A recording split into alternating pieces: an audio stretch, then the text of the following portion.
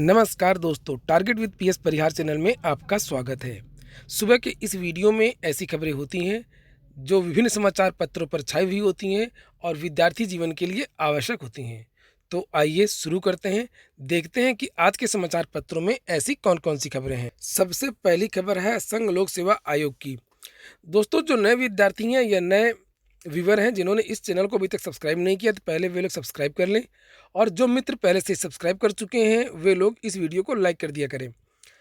तो दोस्तों, हम लोग बात कर रहे थे संघ लोक सेवा आयोग की। संघ लोक सेवा आयोग ने केंद्र सरकार से सिफारिश की है कि जो विद्यार्थी आईएएस की परीक्षा देते हैं लेकिन अंतिम रूप से उनका चयन नहीं होता है, ऐसे विद्यार्थियों को अनेक विभागों में नौकरियां प्रदान की जाएं। यहाँ पर लिखा हुआ है, कम होगा युवाओं का तनाव। मीडिया रिपोर्ट्स के मुताबिक हाल ही में उड़ीसा में आयोजित राज्य लोक सेवा आयोग के 23वें सम्मेलन में यूपीएससी के चेयरमैन अरविंद सक्सेना ने कहा था कि हर साल करीब 11 लाख उम्मीदवार सिविल सेवा परीक्षा के लिए आवेदन करते हैं।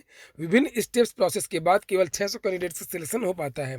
यदि सरकार इस मुश्किल सिलेक्शन प्रोसेस का सामना करने वाले कैंडिडेट्स में से दूसरे मंत्रालयों या विभागों में भर्ती पर विचार करती है तो इससे युवाओं का तनाव कम होगा।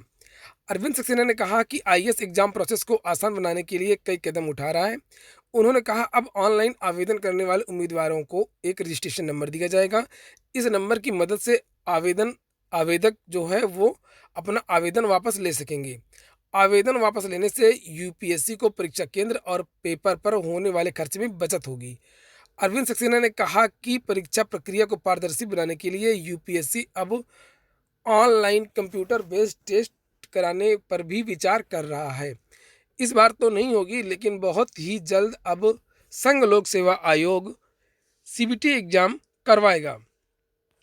और इसी संबंधित एक खबर और है कि एनटीपीसी ने निकाली नौकरी।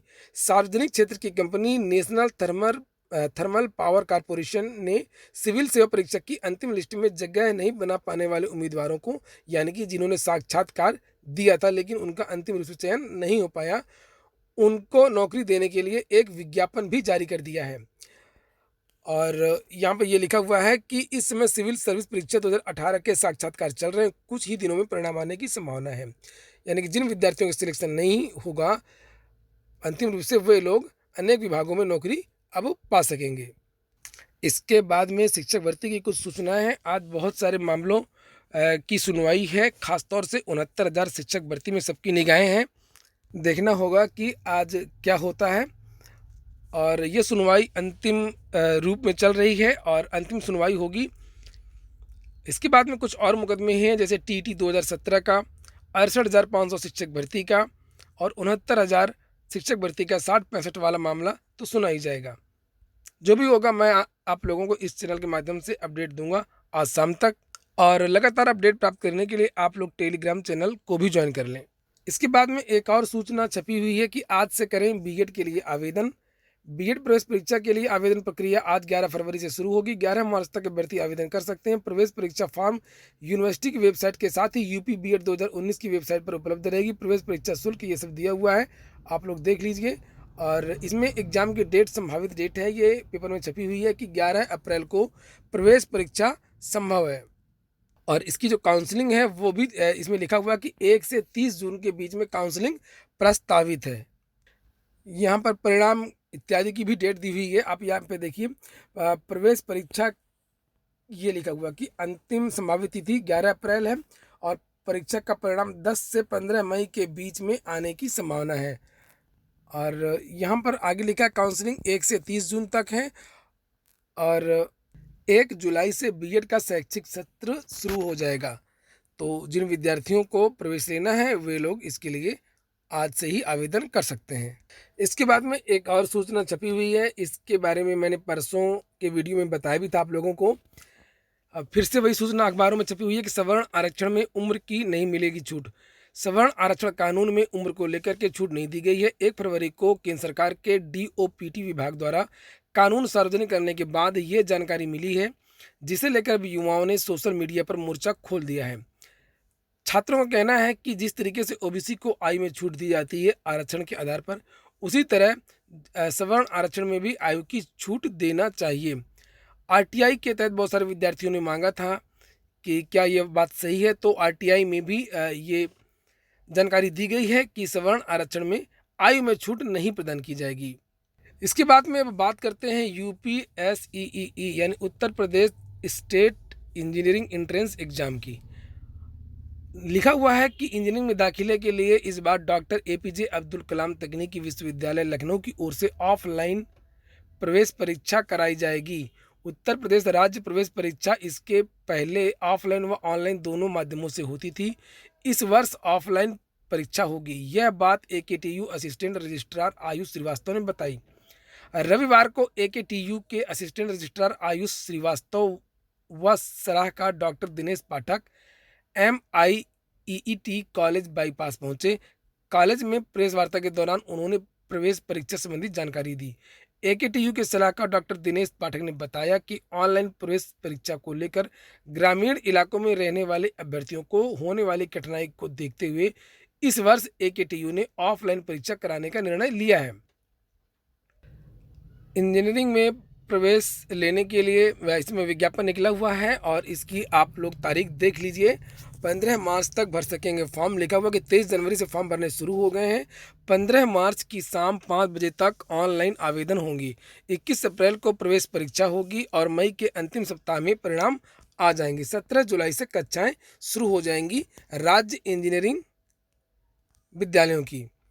तो ठीक है दोस्तों, ये हो गई आज की अपडेट। और इसके बाद में एक अंतिम सूचना है। उत्तर प्रदेश लोक सेवा आयोग की जो सीबीआई जांच चल रही थी उसके बारे में अखबारों में छपा हुआ है कि जांच रुक सी गई है और जो टीम लीडर है सीबीआई का उसकी अभी तक नियुक्ति नहीं हो पाई है। अभ्यर्थी मायूस हैं। बहुत सारी परीक्षाओं के राज खुलने वाले थे और वो शायद अब कुछ नहीं हो पाएगा। इसमें लिखा है कि पीसीएस 2015 एपीएस यानी अपर निजी सचिव 2010 की भर्ती में उत्तर प्रदेश लोक सेवा आयोग से हुई गड़बड़ी के शिकार अभ्यर्थियों का अब सीबीआई जांच से भी भरोसा टूटने लगा है। सीबीआई के स्लीप मोड में हो जाने से इस पर अनिश्चितता बरकरार है कि जांच के लिए टीम लीडर की नियुक्ति कब होगी और सरकार की ओर से भी जांच आगे बढ़ाने की पहल न होने से सूबे के उन 25,000 से अधिक अभ्यर्थियों की निराशा बढ़ गई है। नीचे लिखा है कि उत्तर प्रदेश लोक सेवा आयोग की यही 2 भर्तियां ऐसी हैं जिनमें एक से सीबीआई जांच की शुरुआत और दूसरी से ठप हो गई। पीसीएस 2015 में एक जाति विशेष के अभ्यर्थियों को चयन में प्राथमिक देने के लिए सभी नियम और कायदे ताक पर रख दिए गए, जिसके विरोध में हुए बड़े आंदोलन को देखते हुए प्रदेश सरकार ने इसे संज्ञान लिया।